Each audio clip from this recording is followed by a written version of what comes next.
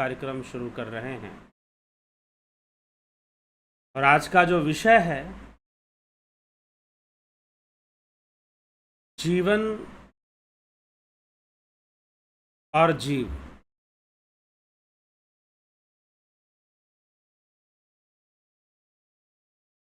जीवन और जीव।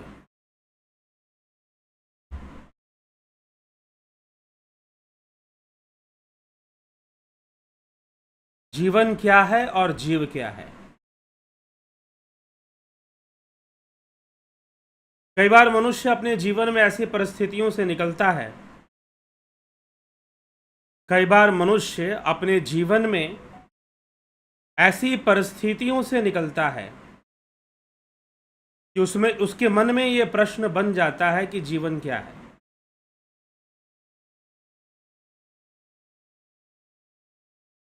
प्रत्येक व्यक्ति एक अच्छा जीवन जीना चाहता है।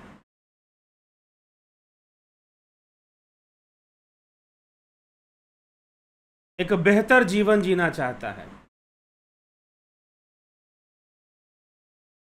लाइफ अच्छी होनी चाहिए, कौन नहीं चाहता।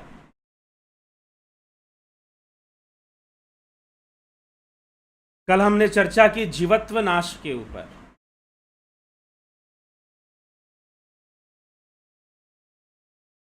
जीवत्व नाश के ऊपर कल हमने चर्चा की। जीवत्व का विनाश कैसे होता है। तो कल भी जीव के विषय पर चर्चा हुई थी। लेकिन आज का जो प्रश्न है वो एक समसामयिक है और किसी के द्वारा पूछा गया है कि जीवन समझ में नहीं आता, जीवन निरर्थक लगता है।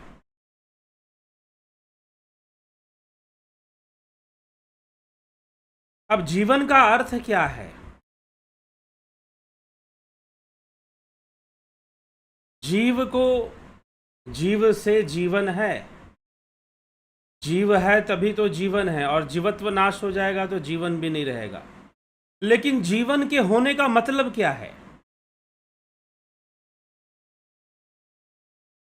जीवन के होने का अर्थ क्या है? हमारे पास एक जीवन है, हमारे पास एक जीवन हमें मिला है, तो हमारे जीवित होने का क्या अर्थ है? और हमारे पास जीवन है, हमें जीवन मिला है, वी ऑल हैव लाइफ,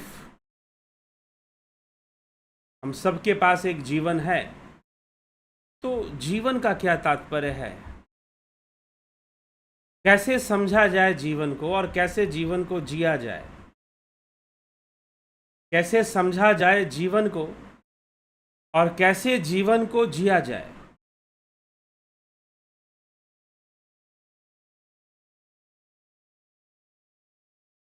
जीवन का प्रारंभ क्या है? जीवन का अंत क्या है? ऐसी बहुत सारी बातें।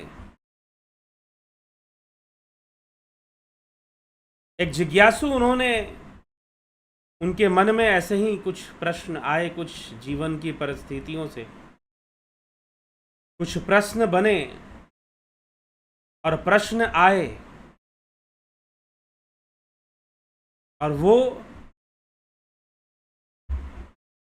पहला प्रश्न तो उनके मन में आया कि प्रेम क्या है। मुझे जीवन में प्रेम मिला ही कि नहीं मिला, पहले उन्होंने सोचा कि प्रेम ही तो जीवन है।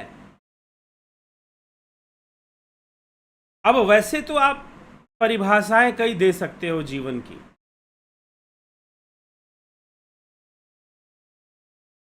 क्योंकि प्रत्येक व्यक्ति अपने जीवन में सुखों की ही परिभाषा लेता है कि भाई सुख है तो जीवन है, सुख है तो जीवन का अर्थ है। अगर सुख नहीं है, भोग नहीं है, तो जीवन का अर्थ भी क्या है फिर?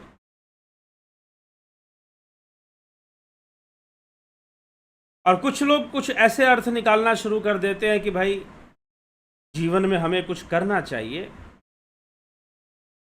हमें कुछ अच्छा करना चाहिए, हमारे द्वारा कुछ अच्छे कर्म होने चाहिए।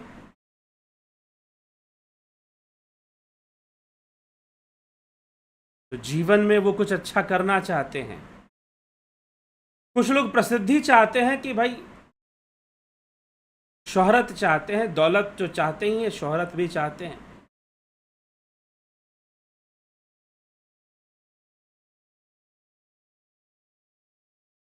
भगवान श्री कृष्ण श्रीमद् भगवद गीता में कहते हैं, जीव की जैसी इच्छा होती है मैं उसकी इच्छाओं को पूर्ण करता हूं।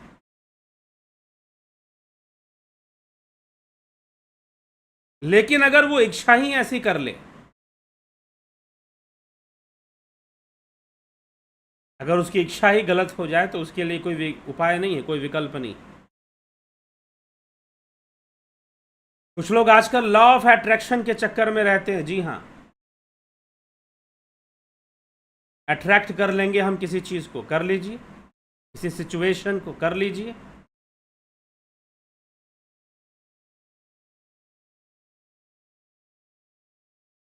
लेकिन जो भी अट्रैक्ट करेंगे वो अपने द्वैत के साथ आपके सामने आएगा। कर पाएंगे नहीं कर पाएंगे वो एक अलग बात है। लॉ ऑफ अट्रैक्शन कैसे काम करता है, नहीं करता है, कितना सही कितना गलत, वो एक अलग बात है। लेकिन अगर कुछ भी आएगा तो वो उस द्वैत के अनुसार ही आएगा, उसमें लाभ भी होगी, उसमें हानि भी होगी। ऐसा नहीं कि सिर्फ लाभ ही लाभ होगा, लेकिन हम हानि की कल्पना नहीं करते, हम सर्वदा लाभ की ही कल्पना करते हैं। हम सर्वदा लाभ की ही कल्पना करते हैं, हानि की कल्पना हम कभी नहीं करते। लेकिन होने को हानि भी हो सकती है, क्योंकि यह प्रकृति द्वैतमयी है, तो हानि भी होगी। वास्तव में जीवन क्या है? जीव से जीवन है या जीवन से जीव है, या दोनों ही एक दूसरे से हैं?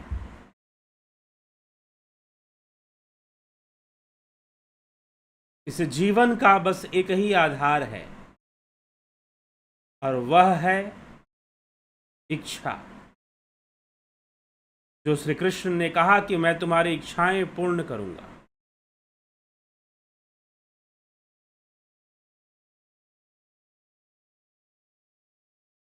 कैसे? क्या कृष्ण बैठे हुए हैं कि जो जो भी इच्छा करेगा मैं पूर्ण वो ये नहीं कह रहे हैं कि जो मुझसे मांगेगा, नहीं, जो इच्छा करेगा। अनेकों समय में जीव की जो इच्छा है,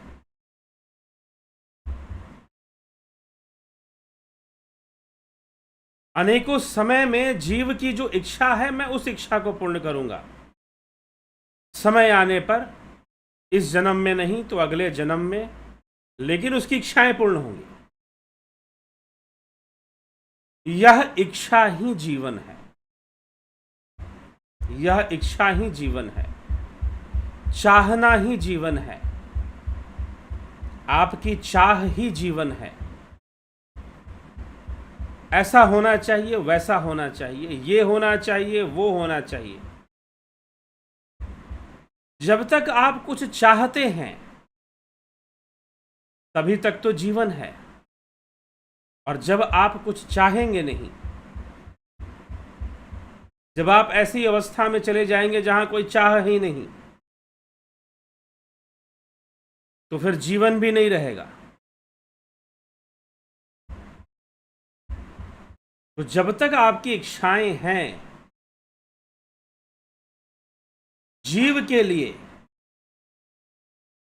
आना जाना है, जीव के लिए परलोक गमन है, आवागमन है, और अपनी इच्छाओं को पूर्ण करने के लिए ही वो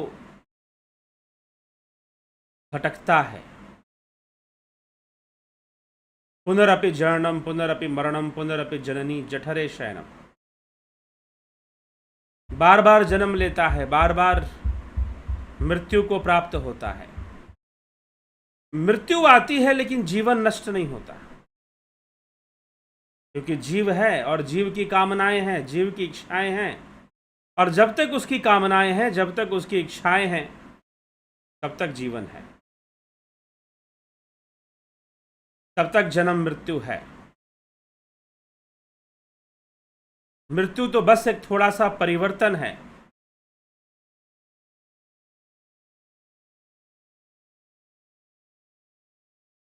किताब के अंदर अनेकों अध्याय हैं, चैप्टर्स हैं। एक चैप्टर खत्म हुआ, दूसरा चैप्टर शुरू हुआ, बस इतनी ही मृत्यु है। मृत्यु बस इतना ही है, एक चैप्टर खत्म हुआ, दूसरा चैप्टर शुरू हुआ। जीव रहेगा और जीवन भी रहेगा। जीव रहेगा और साथ में जीवन भी रहेगा। और जब तक चाहते रहोगे तब तक जीवन रहेगा। किसी ने पूछा कि जब तक हमारे कर्म हैं, संस्कार हैं, तब तक तो हमें मोक्ष मिल नहीं सकता है। हमें अपने कर्मों का भोग तो भोगना ही पड़ेगा, और जब तक हमारे सारे कर्म पूर्ण नहीं हो जाएंगे तब तक हमें मोक्ष कहां से मिल सकता है। बात बिल्कुल सही है, लेकिन बात गलत भी है। क्यों गलत है? क्योंकि जो कर्म और फल है, कर्म और फल की जो व्यवस्था है, कर्म और फल का जो सिस्टम है, वो चक्रीय है। चक्रीय मतलब साइक्लिक है। जो कर्म फल सिद्धांत है वो साइक्लिक सिद्धांत है, साइक्लिक प्रिंसिपल है, साइक्लिक थ्योरी है। वो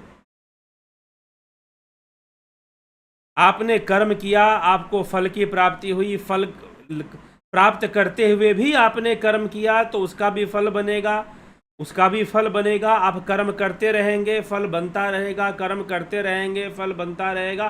और जब यह चक्रीय व्यवस्था है तो मुक्ति तो इसके बीच में कहीं आएगी ही नहीं। कुछ लोग कहते हैं कि हमारे कर्म कटेंगे, सारे कर्म नष्ट होंगे तभी तो हम मोक्ष होंगे। जी हाँ, ये बात बिल्कुल सत्य है कि सारे कर्म नष्ट होंगे तभी आप मुक्त होंगे, लेकिन सारे कर्म कभी नष्ट होंगे ही नहीं। नए कर्म निरंतर बनते रहेंगे। ये चक्रीय व्यवस्था है, एक साइक्लिक सिस्टम है। ये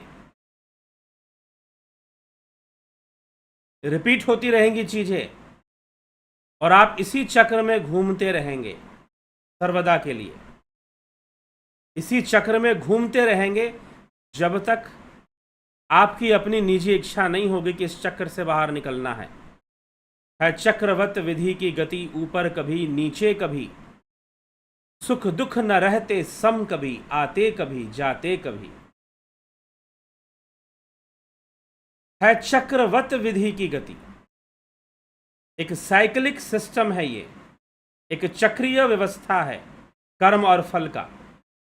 तो इस प्रकार से कर्म ना कभी खत्म होंगे और ना ही कभी फल खत्म होगा, और जीव भटकता रहेगा, कर्मों का फल भोगता रहेगा, अनेकों इच्छाएं करता रहेगा, अनेकों कर्म करता रहेगा और उन कर्मों का फल भोगता रहेगा। फल भोगते हुए फिर से कर्म करेगा और फिर कर्मों का फल, फिर कर्म करेगा, फिर कर्मों का फल। ये तो चलता रहेगा, ये कहाँ रुकने वाला है? ये कभी रुकने वाला नहीं है। लेकिन अब इससे बाहर कैसे निकला जाए? इस चक्रवत व्यवस्था से, इस चक्रवत विधि से हम बाहर निकले तो निकले कैसे? जो बाहर निकलने का नाम है, जो रास्ता है, उसी को बोलते हैं आत्मज्ञान, उसी को बोलते हैं योग।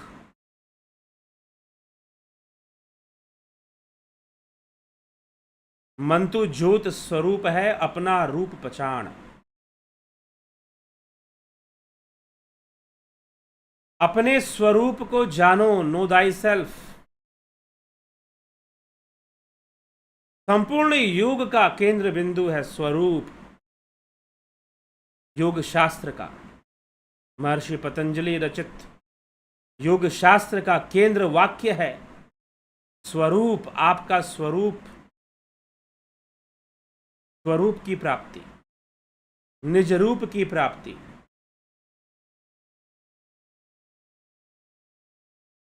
जानो कि जीव क्या है, बंधन क्या है।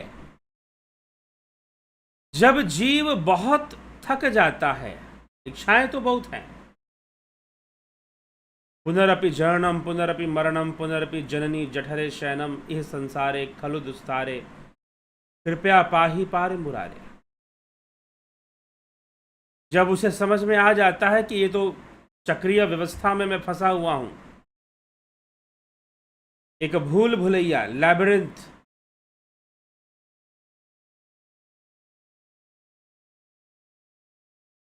इसमें मैं फंसा हुआ हूं।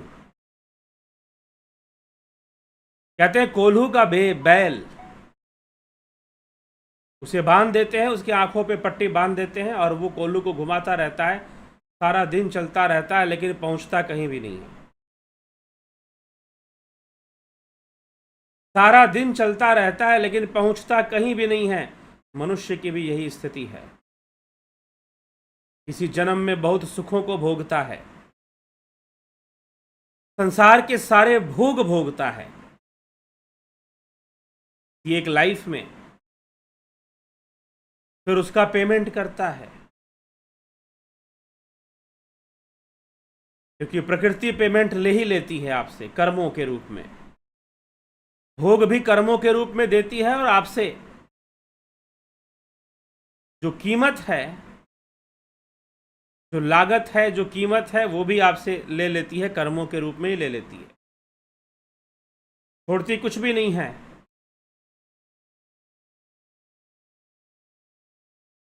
इसलिए अनेक जन्म है। कृष्ण कहते हैं कि तेरे मेरे ना जाने कितने जन्म हो गए, बहूनी मैं व्यतीतानि जन्मानि तव चार्जुन।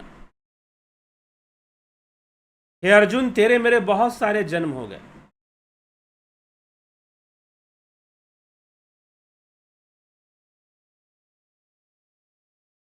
लेकिन तेरे मेरे जो बहुत सारे जन्म हुए,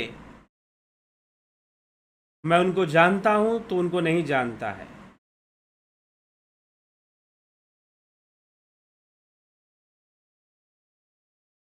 तो ये बार बार जन्म लेना, बार बार मृत्यु को प्राप्त होना, जीवन तो वही है, एक ही है, लेकिन उसी में कई बार आदमी जन्म लेता है, कई बार आदमी मर जाता है, मृत्यु को प्राप्त हो जाता है, शरीर छूट जाता है, अनेकों कष्ट भोगता है, अनेकों सुख भी भोगता है, अनेकों दुख भोगता है। तो ऐसा नहीं कि सुख भोगता है, कोई बोले कि मैंने सारा जीवन दुख भोगा, ऐसी बात नहीं भैया। तुमने सुख भी भोगा होगा, अगर इस जन्म में नहीं तो पिछले जन्म में जरूर भोग लिया होगा, नहीं तो अगले जन्म में फिर से भोग लोगे। जीवन तो रहेगा, जीवन शाश्वत है, जब तक जीव है तब तक जीवन है। वैसे जीवन को भी हम शाश्वत नहीं कह सकते, लेकिन एक चक्रीय व्यवस्था में है, और चक्रीय व्यवस्था से बाहर निकलना है तो क्या होगा? अगर चक्रीय व्यवस्था से बाहर निकलना है तो क्या होगा, बता दो। मौत का कुआं, मौत का कुआं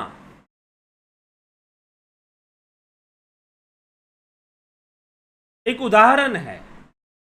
मौत का कुआं क्या होता है, आप देखते होंगे ना कि लोग कुएं के अंदर मोटरसाइकिल घुमाते हैं। अब मोटरसाइकिल वो घुमाते हैं और मोटरसाइकिल उसके अंदर घूमती रहती है, घूमती रहती है, घूमती रहती है,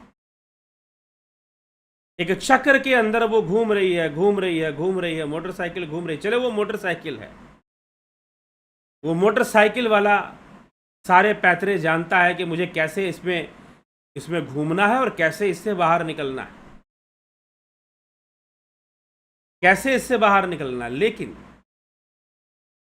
जब हम इस चक्र में प्रवेश कर जाते हैं तो हम भी घूमते रहते हैं,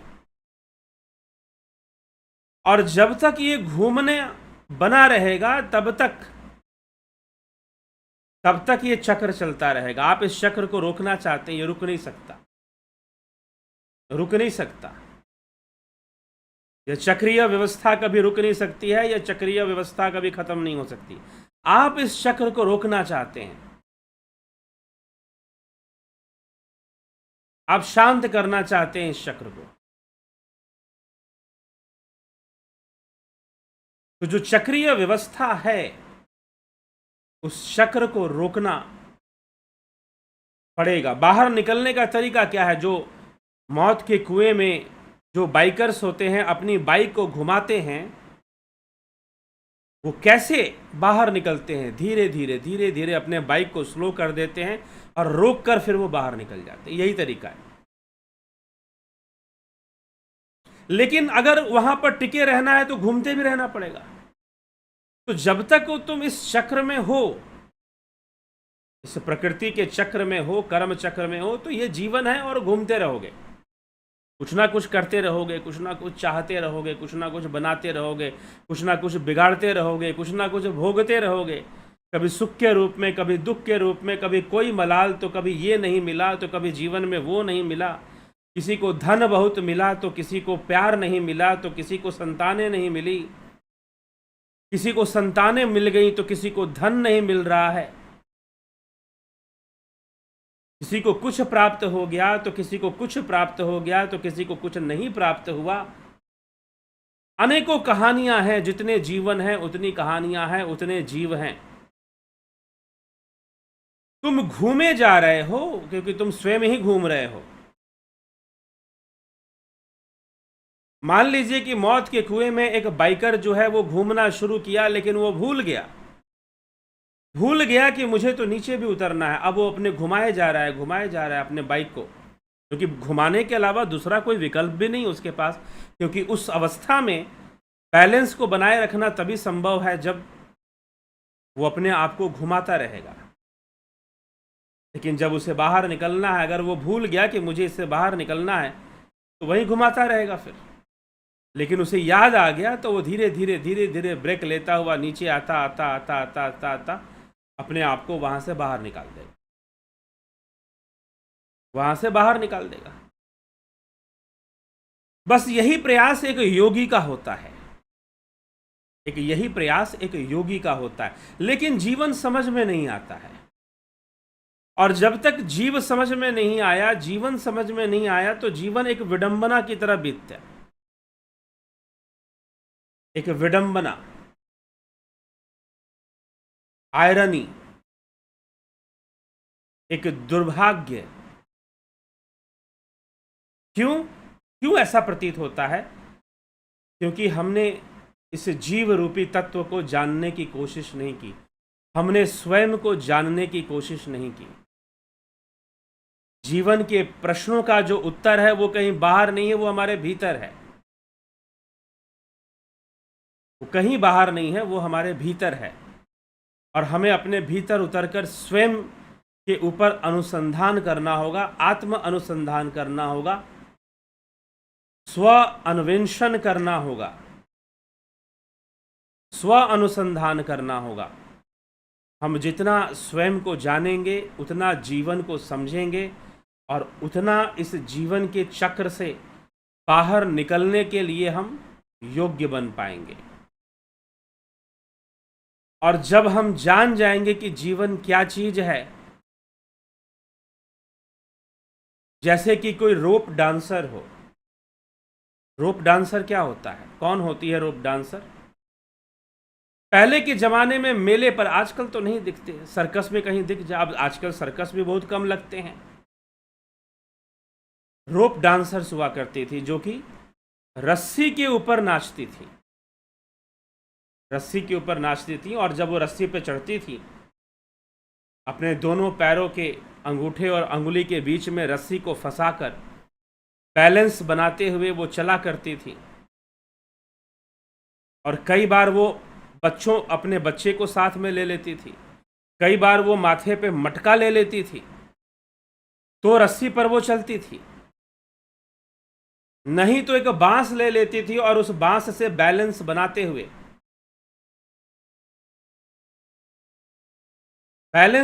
हुए अगर वजन मेरा इधर जाएगा तो बांस को उधर झुका दिया,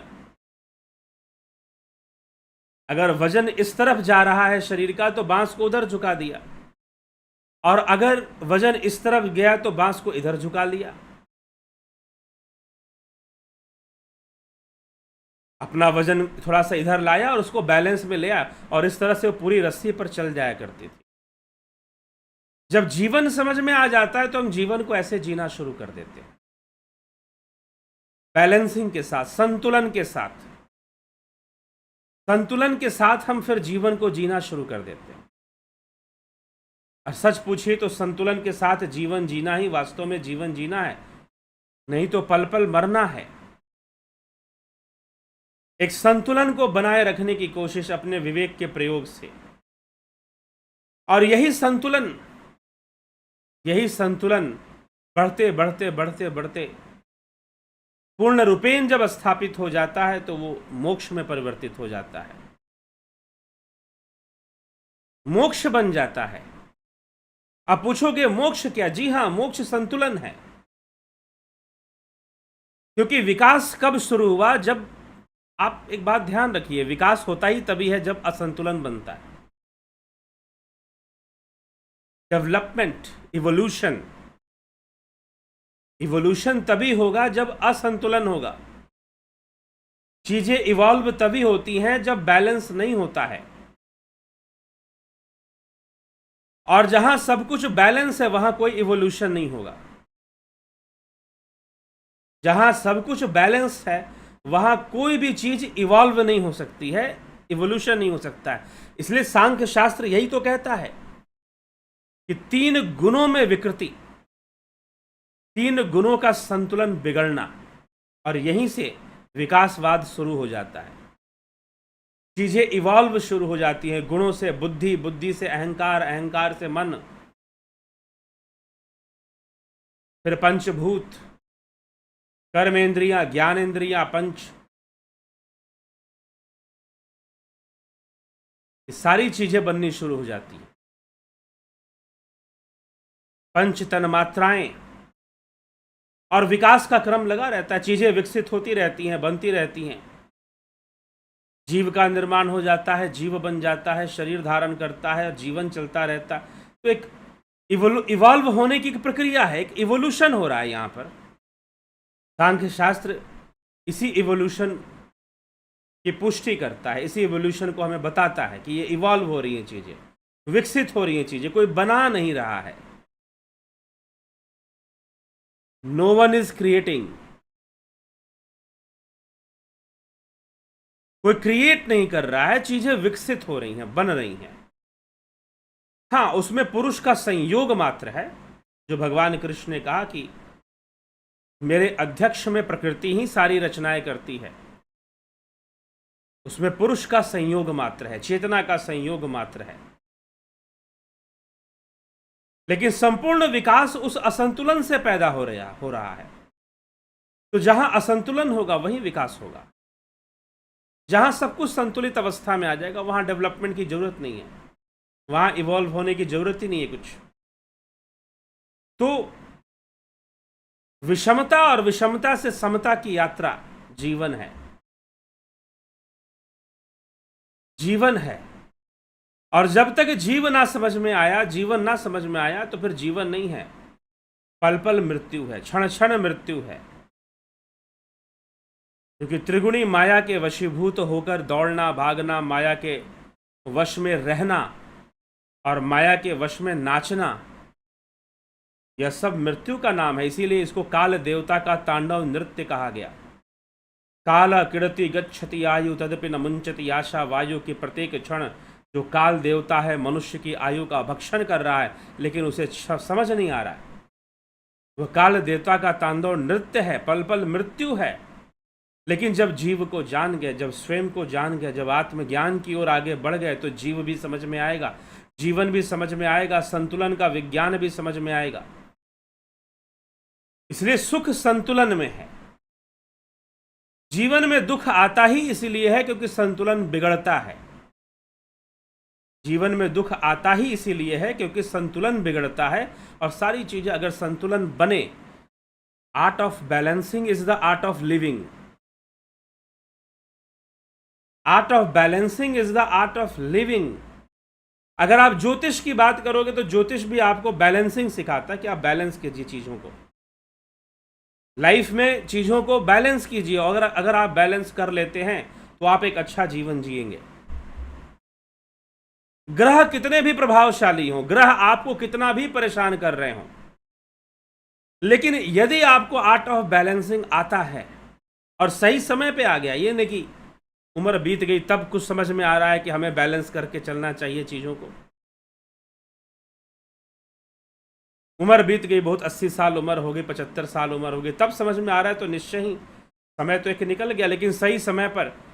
खैर, जब भी समझ में आए, व्यक्ति अपने ऊपर संतुलन के सिद्धांत को लागू करना शुरू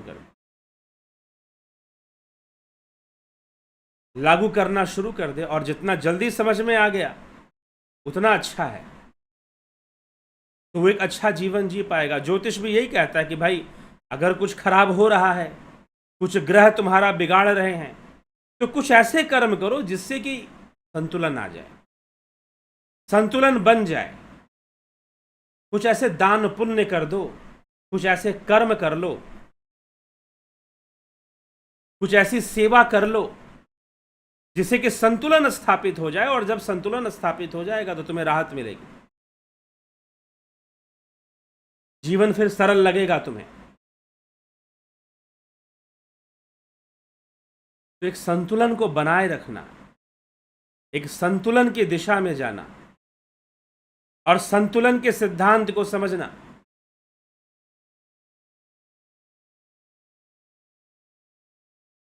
संतुलन पूरी तरह से संतुलित हो जाना, 100%, 100% आप संतुलन की अवस्था में चले गए, 100%, तो मोक्ष हो गया। कोई विषमता नहीं, 3 गुणों की भी विषमता नहीं, ना विकारों की विषमता, ना गुणों की विषमता, ना तत्वों की विषमता, किसी प्रकार की कोई विषमता ना रहे।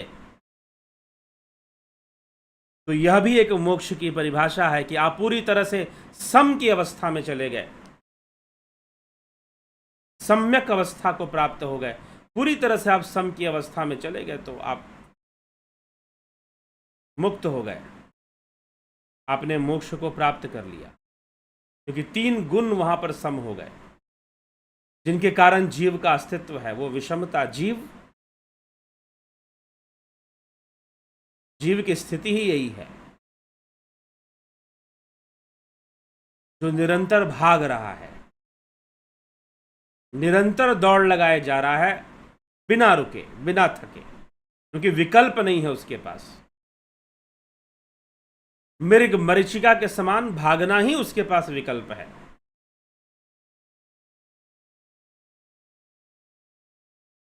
भागना ही उसका विकल्प है।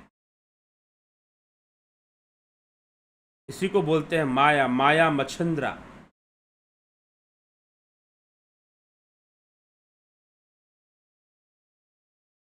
अब ये माया मच्छिंद्रा क्या है? एक बार गुरु मच्छिंद्र नाथ जी ने अपनी माया बिखेर दी,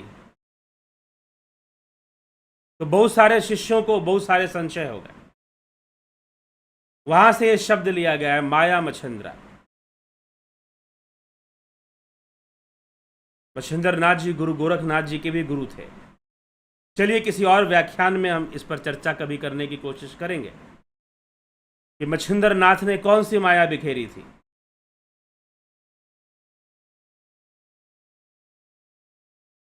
तो ये कथा है जीवन की। जीव क्या है, जीवन क्या है? जो जीवन जी रहा है, जो भाग रहा है, दौड़ रहा है, कभी कुछ करना है, कभी कुछ करना है, संतुलित होने के बारे में विचार नहीं कर रहा है। ये नहीं सोच रहा है कि मैं चीजों को बैलेंस करूं, संतुलन की अवस्था में आऊं। कई बार वो बहुत महत्वाकांक्षी बनना चाहता है, पूरी दुनिया में प्रसिद्धि चाहता है, पूरी दुनिया पे कंट्रोल चाहता है, पूरी दुनिया उसके सामने नतमस्तक हो, और इस चक्कर में अपना जीवन खराब करता है, फिर दुखी होता है। लेकिन अगर संतुलन को समझता है, संतुलन के सिद्धांत को समझता है, तो निश्चय ही अपना कल्याण कर पाता है। अन्यथा ये न जीव समझ में आने वाला है, न जीवन एक प्रश्न ही बना रहेगा। जब तक स्वयं की यात्रा नहीं होगी, आत्मज्ञान की यात्रा नहीं शुरू होगी, सेल्फ रियलाइजेशन की यात्रा नहीं शुरू होगी, जीवन और जीव हमेशा एक प्रश्न ही बना रहेगा। जीवन में प्रेम नहीं मिला, जीवन में सुख नहीं मिला, जीवन में ये इच्छित वस्तु नहीं मिली, जीवन में वो इच्छित वस्तु नहीं मिली, बहुत सारी बातें। बहुत सारी बातें। अब मैं ये नहीं कह रहा हूं कि तुम स्वयं को जान जाओगे तो तुम्हें कोई सांसारिक प्रेम मिल जाएगा। हाँ, लेकिन वास्तविक प्रेम जरूर मिल जाएगा अगर आत्मा की ओर आगे बढ़ गए तो। फिर तुम जिस तरह से बेहोश होकर एक नशे में प्रेम ढूंढते, आज एक महानुभाव मिल गए, वो बेचारे, उनकी जीवन से एक ही सबसे बड़ी शिकायत है कि उनको लाइफ में लव नहीं मिला, प्रेम नहीं मिला। अपने शुरू से जीवन को देखते हैं तो उनको लगता है कि माता पिता का भी प्रेम नहीं मिला, भाई बहन का भी प्रेम नहीं मिला, और भी किसी का प्रेम नहीं मिला। थोड़ा बहुत के लिए, दिन के लिए कभी प्रेम आया तो अचानक से फिर गायब भी हो गया। शिकायतें हमेशा बनी रहेंगी। ये शिकायतें कभी खत्म नहीं होने वाली कि मेरी लाइफ में ऐसा क्यों हो रहा है, मेरी लाइफ में वैसा क्यों हो रहा है, मैंने किसी का क्या बिगाड़ा था कि मेरे साथ ऐसा हो रहा है, मैंने किसी का क्या नुकसान किया कि मेरे साथ वैसा हो रहा है। ये सवाल कभी खत्म नहीं होने वाले। ये सवाल कभी भी, प्रश्न कभी खत्म नहीं होने वाले। एक ही उपाय है, आप जीवन को ही अपना लक्ष्य बनाइए, जीवन को जानना ही लक्ष्य बनाइए, स्वयं को जानना ही लक्ष्य बनाइए। फिर देखिए प्रश्नों के उत्तर मिलने शुरू हो जाएंगे। वास्तव में हमें करना क्या, हमें कोई सुख नहीं ढूंढना, हमें कोई सुख नहीं ढूंढना, कोई प्रेम नहीं ढूंढना। बस संतुलन के सिद्धांत को अपने ऊपर लागू करना है और जो आना है वो अपने आप आ जाएगा। जो आना है वो स्वयं ही हमारे पास आ जाएगा, प्रारब्ध से आ जाएगा, जैसे भी आ जाएगा। और फिर धीरे धीरे सारी इस संतुलन हमें इतना अच्छा लगेगा, इस संतुलन में हमें इतना आनंद मिलना शुरू होगा कि बाकी आनंद की कल्पना हम करेंगे नहीं, बाकी आनंद के बारे में हम ज़्यादा सोचेंगे नहीं कि मिला कि नहीं मिला, संसार में दूसरी चीज़ें मिले कि नहीं मिली। मिल गया तो स्वीकार कर लो, ना मिला तो चिल्ला चिल्ला के रोवो मत। मिल गया तो स्वीकार कर लो, अच्छी बात है। यही तो कहा कि यही तो रहस्य है। आदि गुरु शंकराचार्य साफ साफ स्पष्ट शब्दों में विवेक चूड़ामणि में लिखते हैं कि योगी या आत्मज्ञानी वो कभी भोगों का त्याग नहीं करता और उन्हें स्वीकार भी नहीं करता। ये कैसी अवस्था है कि भोगों का त्याग भी ना हो और उनका स्वीकार भी ना हो, दोनों ही ना हो।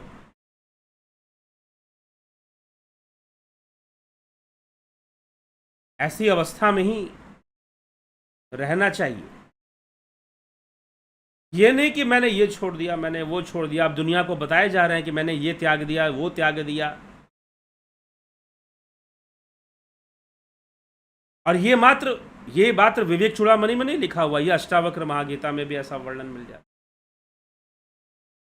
कि योगी ना भोगों को त्यागता है और ना ही उसको अपनाता है, दोनों ही काम नहीं करता।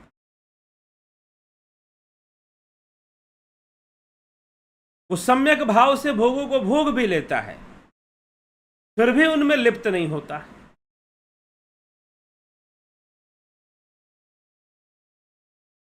फिर भी उनमें लिप्त नहीं होता।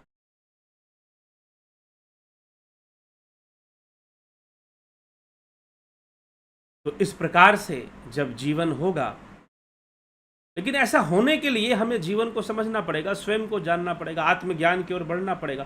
तो अपने आप, ये जबरदस्ती लाने वाली भी कोई चीज़ नहीं, अपने आप आ जाएगी ये चीज़, संतुलन बनना शुरू हो जाएगा और जीवन के प्रत्येक दृष्टिकोण आ जाएगा।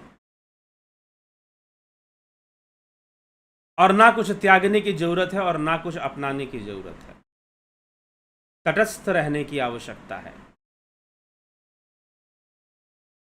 ना कुछ त्यागने की आवश्यकता है और ना कुछ अपनाने की आवश्यकता है, दोनों ही मत करो, क्योंकि त्यागोगे तो अपनाओगे भी।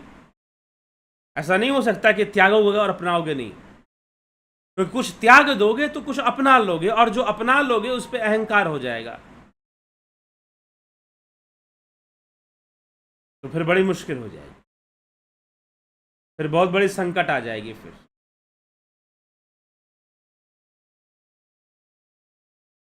ठीक,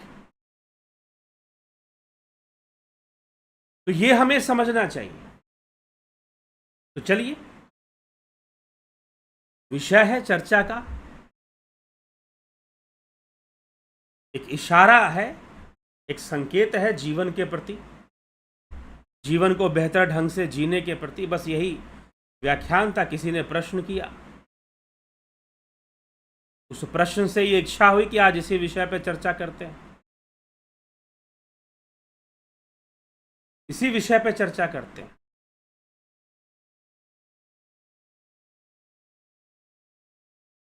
इस अपनाने और स्वीकार करने से ऊपर उठ जाए तो बहुत कुछ प्राप्त हो जाता है जीवन में।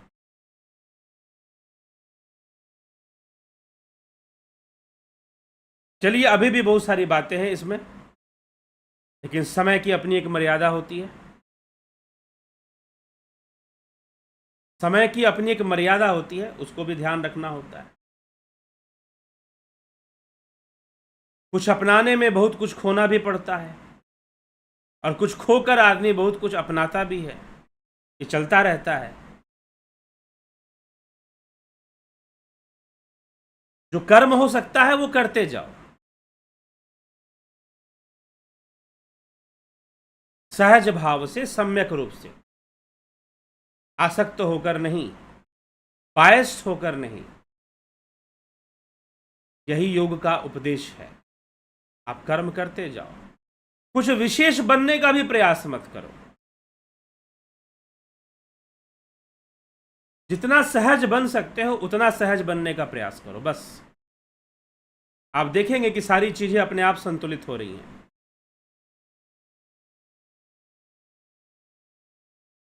ठीक है, फिर आपके कमेंट्स देख लें। शिवा शर्मा जी, अवनी प्रधान जी, बहुत अभिनंदन है। भरत शबलानी, विनोद कुमार सूद, राम गोपाल जांगीड़, पवन कुमार गुप्ता, नरसाराम, गोविंद प्रसाद नीमा, अमन कक्कर, शंकर प्रसाद, सतीश मास्टर, राकेश गुप्ता, श्वेता राय सिन्हा, रमेश केशवानी, माधुरी कोल्हे, रतन सिंह, गणेश पवार, सविता नायक जी, उषा श्रीवास्तव, वीरेंद्र मिश्रा, आशा रानी, रामविलास, अशोक अष्टेकर।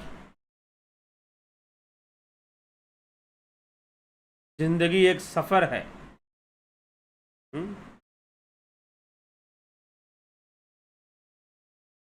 जी हाँ, जिंदगी एक सफर है सुहाना, यहाँ कल क्या हो किसने जाना। किसी कवि ने अच्छा गाना लिखा है। हरिवंश राय जी ने लिखा, जिंदगी तो बेवफा है, एक दिन ठुकराएगी, मौत महबूबा है, साथ लेकर जाएगी। ठीक है,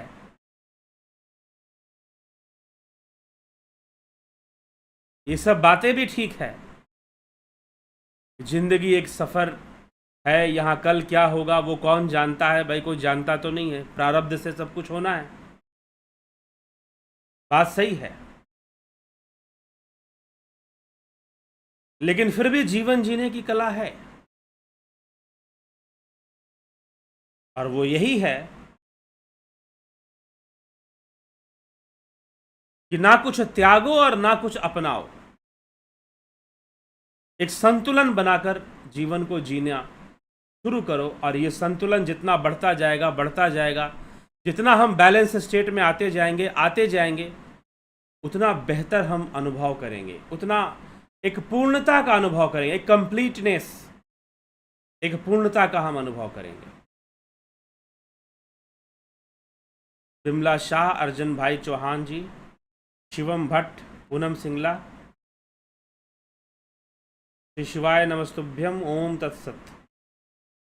पीकू कुचाड़िया जी, स्मिता सावंत जी, नीति सिन्हा जी, रूपलाल विश्वकर्मा, राजू पाल हरी, अर्जी जी, कुंवर जी, नवजोत नाथ, पंकज रघुवंशी,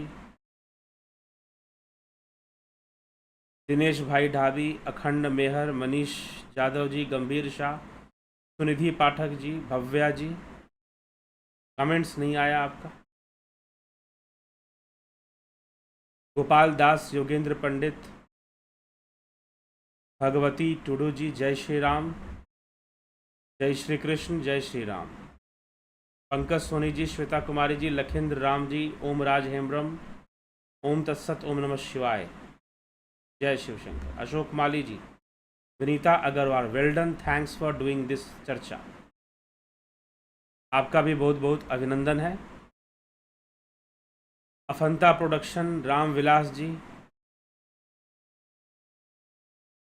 सर ध्यान योग करने का सही एज क्या है? जब बात समझ में आने लगी कि ध्यान योग करना चाहिए और किस लिए करना चाहिए, तो वही सही समय है। ये सही एज वाली कोई बात नहीं है। बाकी जो भी एक मैच्योर अवस्था को उम्र से और समझदारी से प्राप्त कर रहा है, वो ध्यान योग करने के योग्य है। लेकिन किसी को कम एज में भी, कम उम्र में भी अगर इतनी जागरूकता आ जाए कि मुझे ध्यान योग करना है, करना चाहिए, तो वो भी कर सकता है, वो भी कर सकता है। लेकिन हम जो यहाँ पर ऑनलाइन ध्यान योग करवाते हैं, ध्यान से सुनिए, हम जो यहाँ पर ऑनलाइन ध्यान योग करवाते हैं, उसके लिए आपकी उम्र 18 वर्ष से ऊपर होनी जरूरी है। 18 वर्ष से नीचे के लोगों के लिए हम ध्यान योग नहीं करवाते। हाँ, यदि किसी के माता पिता ने ध्यान योग का कोर्स कर लिया है और उनकी उम्र यदि 14 से ऊपर है, तो वो भी ध्यान योग के कोर्स कर सकते हैं, यदि उनके माता पिता ने कर लिया। अन्यथा इस ध्यान योग कोर्स, ऑनलाइन कोर्स को ज्वाइन करने के लिए आपकी उम्र 18 वर्ष से ऊपर होनी आवश्यक है। मतलब 18 वर्ष पूरा हो गया हो, कंप्लीट हो गया हो। ठीक है, ये जो ध्यान योग ऑनलाइन कोर्स चलता है, मैं उसके लिए बता रहा हूं, उसके लिए ये नियम है। बाकी एज क्या है? संत ज्ञानेश्वर, मुक्ताबाई, निवृत्तिनाथ, सोपाननाथ, इन सब ये चारों भाई बहन, उन्होंने तो बहुत कम उम्र में ही अपनी साधना शुरू कर दी थी।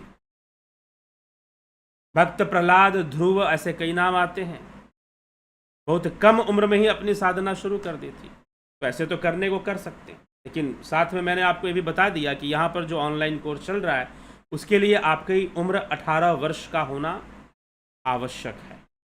ठीक है, पहले भी कभी बताया गया है, लेकिन इस बात को मैंने बीच में लंबे समय से रिपीट नहीं किया, तो आज मैं आपको क्लियर कर देता हूँ।